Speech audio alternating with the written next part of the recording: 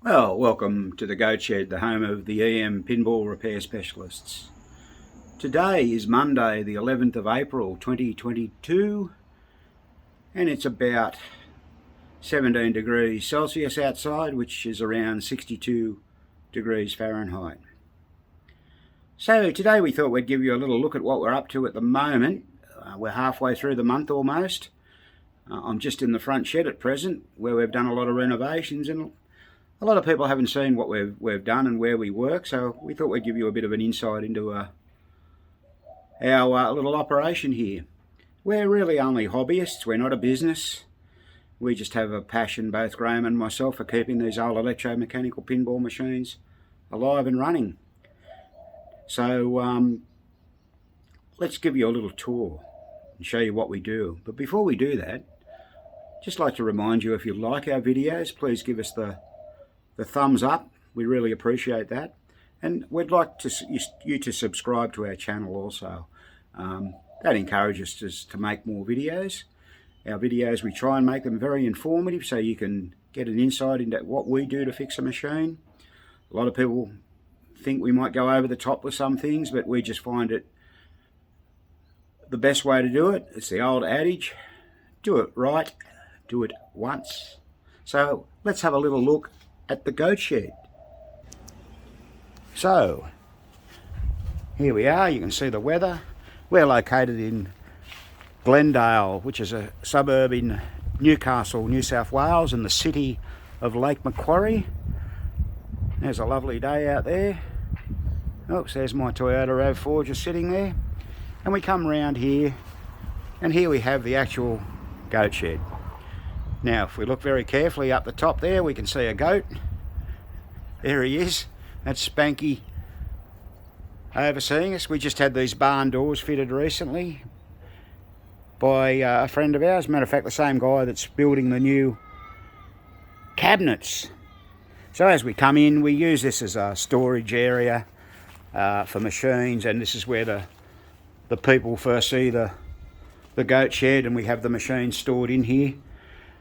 So just over here we've got a few machines at the moment. There's the cabinet of Central Park that we've got to do. That's going to be a long-term project, and a few other beasts we're doing. We're part way through that. That's the cabinet of the back box of a Gottlieb top score, and then down below here we have a Surfer. There's the cabinet for Surfer over there. Okay, so there's another cabinet we've been working on here. This is a electromechanical close encounters, keeping us busy. There's some parts we store. We're not we've got a lot of parts, so we're pretty fortunate about that.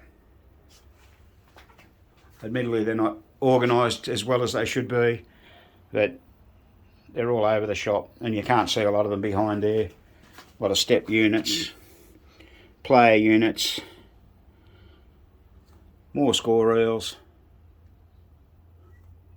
more stuff everywhere. Drop target assemblies, score motors over here. Got a few of those. Got plenty of parts, got a lot of bingo parts and things like that. Now we come through into the front shed, which is the actual Goat Shed. I'm just walking up a new ramp. So there used to be a door there. There no longer is. That's the original door to the back shed. So the two sheds are now joined together. That was done back in January, right toward the end of January. We've got a little ramp there we can get up, and we're going to buy actually we'll get a pinball trolley soon, which will be helpful to us. There's our legs and compressor. There's our compressor there and all our legs. One of our workbenches there where we have the grinder and polisher. We use that all the time. There's our there's a trade stimulator. Look at that one. Graham found that at a dump, so it was free. A lot of people often ask us what paint we use. There's the answer. It's Dulux. That's our 10 litre cleaner, ultrasonic cleaner. I think that particular one comes out under different names in different parts of the world, made in China somewhere. Just a selection of spray cans we have for touch-ups when we have to do them. So yeah, now here we have our workbench with our vise on it. This is where we, do all our stand-up tool work. We have a drill press. Very, very handy. You don't have to use it a lot, but by God, it's handy when you've got it. And just an assortment of tools that we use from day to day. We recently were able to pick up this set of punches in Imperial. Wow, haven't they been handy? Got to realise in Australia we've been metric since the early 70s, and getting Imperial tools is really difficult. Matter of fact, when I was in the States in 2018, and by the way, we hope to see you again this year in October at the York show and the Chicago show, I bought all these, this set of spin tights there. They're Husky. You just can't get them easily in Australia. If you can, you've got to buy them individually, and they're about $25 each. And I think I bought that whole set in America for about $22. This is our main area where we work on all the machines here. There's Graham. He's very busy at the moment reading the plans for today. Bloody plans. So yeah, it's just on 8:15 now, as you can see there by the Kismet clock. There we have our air conditioner, which was kindly donated us from some friends in Tasmania. That comes in very handy. And there's our family of goats. Look at that, there's Spanky at the front there. His dad Reg sort of behind him, and his girlfriend Skanky over there. These are some cups we had made. Oh look, there's a fly. That's my cup too, you dirty fly.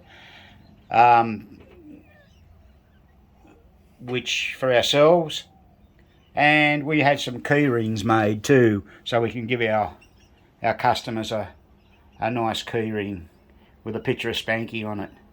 There you go. And something else I want to show you, I hope I can. Sun's coming through here at the moment. We have a pin fest here in where we live, and that's a Simpsons, I don't know what's the word, effigy of Graham, and it says 10 years of Pinfest. The NPA thanks you for making Pinfest happen. So the NPA is the Newcastle Pinball Association, and Graham's been involved with that since its inception. Okay, here we have a few more parts here. This is our relay drawer. You can see we have some bits and pieces in there. And we have a lot of other parts. That's our FSAS relays that we collect. We've got a lot of those. Okay, so now we'll show you what we're working on today, which happens to be this Gottlieb high hand.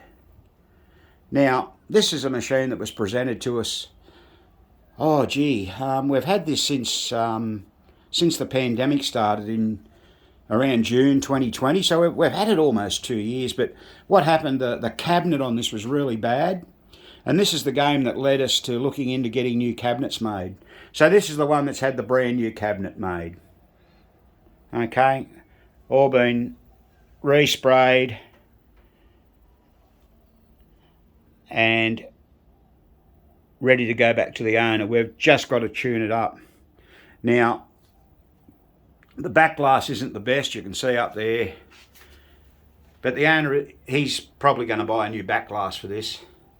But that whole head was delaminated, it all peels off around here on the edge. It had it. So this is a brand new cabinet, all brand new timber. Everything in the cabinet's new except all the hardware. We polished the rails as best we could. The guy wanted to keep it original. He didn't want us to paint the apron. Doesn't look too bad. Playfield's not perfect. Look, there's a few marks there, but it's not a full restoration. It's just a a repair, get it going, sort of shop out, which we do our normal goat shed stuff. Even the apron decal was in pretty good condition. We hammer toned the door and the coin entry, put new coin entry plates we made up, hammer toned the door. Door was rusted to hell. The big problem with buying new doors here in Australia is they cost roughly, I think, 130 from PBR, which is quite reasonable. But you've got to remember, by the time we get them here down under, it works out more like 250 Australian dollars. So let's just show you what we're up to with this now. So here we go. We'll start this up and reset the score reels, and we'll get a ball into the shooter lane. Now, as I mentioned earlier, we've done all the mechanics on this, but you know, we did those probably about over a year ago, probably 15 months ago now, and we've had everything back out on the bench before we assembled it and rechecked everything, but it doesn't mean to say we've got everything 100% right. So let's push the replay button and see what happens. So there you go, it all reset. And it's probably going to be good to go. Oh, there's Spanky, can't help himself, he's always got to get on the deal. Now, high hand's a game which is extremely popular. We've seen quite a number come through the goat shed here, and the idea is to get the reds, which is the drop targets down, and all the blacks. And in Fireball game, that will give you specials. It'll alternate between the top hole and the left and right lane. The left and right lane come on together. So that's a good thing. And it makes an interesting game. So we've put a new pop bumper kit in this. Pop bumper works quite good. As I mentioned, we've done everything in the machine up. So let's just show you what we've done. So here we are in the back box, the bottom left corner there's the replay unit, of course.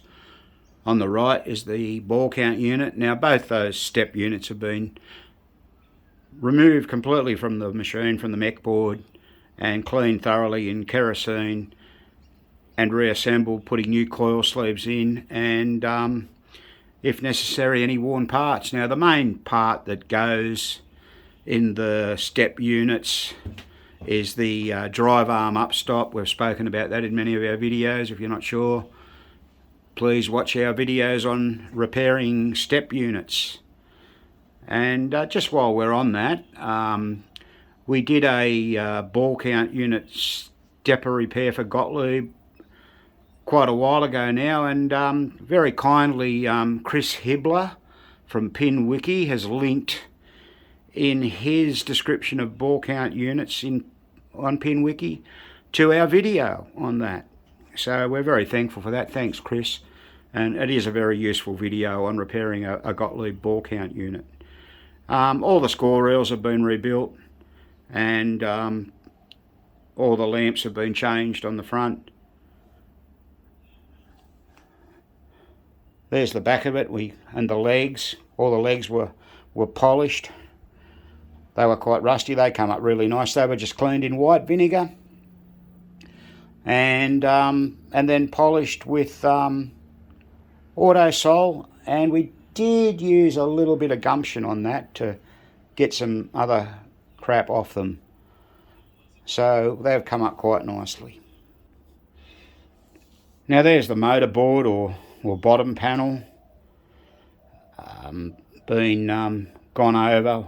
Every relay's been checked, every screw's been tightened, and we've adjusted everything.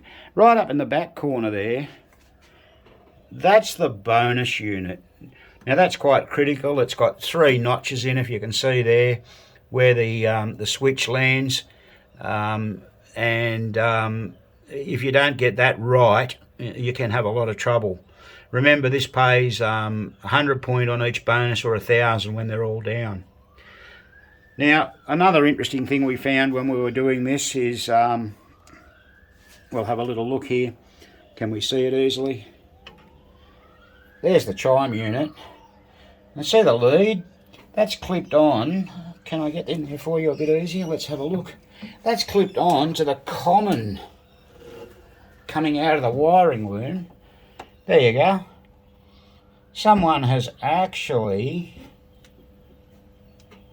broken the common off right up there, so we're going to have to join that up properly and fix it up and run it round to the lead. We just polished up the chimes there with a bit of auto sol and clean them up, make them look nicer. I think we put a chime repair kit in that too. All under the playfield's been done. New flipper links, or a whole flipper kit actually. So the flipper kit encompasses the links, coil stops, new screws, sleeves, and ender stroke switches. These ender stroke switches are so important. That's these beasts here.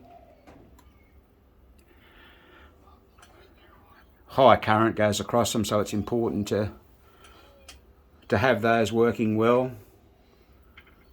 And the links, well, for good flippers, a lot of the links you see are badly worn, so we make sure they're all in good condition. So let's show you a bit more about the playfield now. So just looking at the playfield again, we can see, as we say, the game was reset. We've got no drop targets down, but let's say we hit this one here. You can see that jack lit, the queen lit, the king lit, and the ace lit. So we've got all that suite down. Now, granted, the drop targets could have been replaced, but the owner decided, as I mentioned earlier, wanted a bit of patina, a bit of the old school look about the machine. I think from memory it's been in his family a long time, but it was just left to rot, and that it did. All the plastics aren't too bad.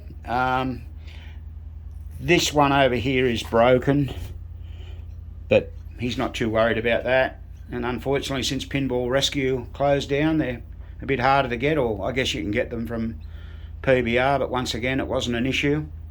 Up the top there, the ace, king, queen, jack, red colour. The queen's a little bit sort of, how do you do? But again, over here as well, not so good.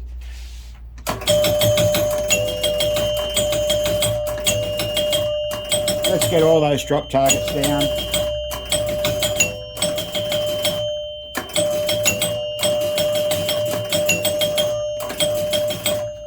So they're all down. Now you can probably see the special light is a light there in the hole, in the middle hole. So if we drop that ball in there, we're going to get a replay, and we're going to get we've got all the lights out, and that will alternate. If I hit the pop bumper, that will alternate, and we'll see the special lights come on the lanes. That's if it's working right. But there you go, I came on. So that's on both lanes. Next strike of the pop bumper, we'll turn that out, or that off. Don't worry, we're Australian, we don't speak real well here. And now we've got the lamp available there for another special. So when we go,